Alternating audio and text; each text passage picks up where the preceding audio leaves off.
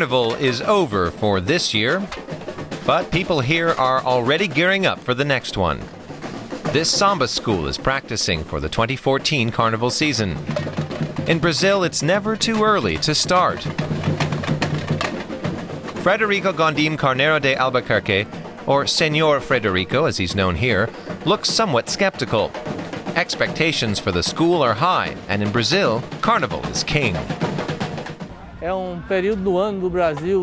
Carnival season is a time when people express their joy and happiness. People with troubles can forget their cares for a few days. Carnival is pure lust for life. Maceió in northeastern Brazil is home to the samba school. It's also a popular spot for tourists. Senor Frederico is often here on business. But today he wants to show us something else. 200 kilometers inland. This is the Caatinga, a unique primeval forest. The plant life here can withstand extreme heat and drought. The Caatinga forest covers more than 10% of the land in Brazil, but much of it has been cut down. Where trees no longer stand, the savanna has taken over. Senor Frederico bears some responsibility for this. He owns a brickyard here and felled huge numbers of trees to operate his factory. This tree is typical of the area. It's called ironwood. It burns well and produces a lot of heat. Unfortunately, that makes it popular in the brick industry. It was a serious mistake our generation made. We didn't know what the consequences of deforestation would be. But he's changed his ways. He wants to show us that he's now going to do things differently in his brick factory. It's one of many in the region. The industry is an important part of the economy here. The surrounding land is rich in clay, the basic ingredient for the bricks made by Senor Frederico and others here. His factory alone produces 1.5 million bricks every month. Firing the bricks takes a lot of energy. That's done in ovens like these, which are 100 meters long. These days, Senor Frederico uses alternative fuels, including wood chips that are a byproduct of the furniture industry. That helps save trees in the surrounding forests. It also makes good business sense. Companies that reduce their carbon dioxide output can sell emissions certificates.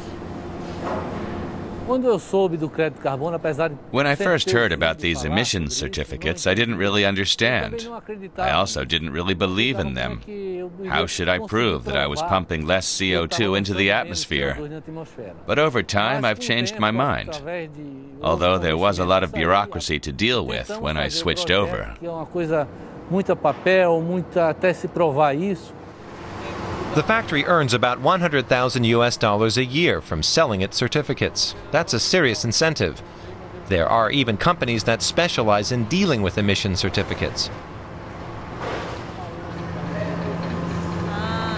Cassandra Natras works for one of them. We know that there's no way to do that without financial incentive. Not for us, nor for the people who are involved in the carbon projects. So the way that we've decided to do that is to talk with these projects that we co-develop and let them know that we're also not only getting them social gains, which is, protecting the environment, investing socially in their community, but also a way to make it sustainable, which is investing in them. The deal includes strict provisions. Eucalyptus trees like these must come from sustainable forests. Senor Frederico grows eucalyptus trees on his estate. Native to Australia, the tree was introduced here in 1910 and soon became popular. It grows fast and burns well. Senor Frederico assures us that the trees he cuts down are replaced with new ones. The trees do have their critics, however. Some say that eucalyptus trees are extraordinarily thirsty, and they rob the surroundings of too much water. We had university researchers look into it. Their research took 2 years. At the end, they concluded that eucalyptus is not damaging to the environment.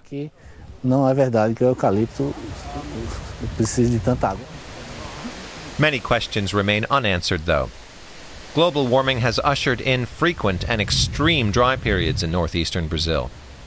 The region is now experiencing one of the most severe droughts in its history.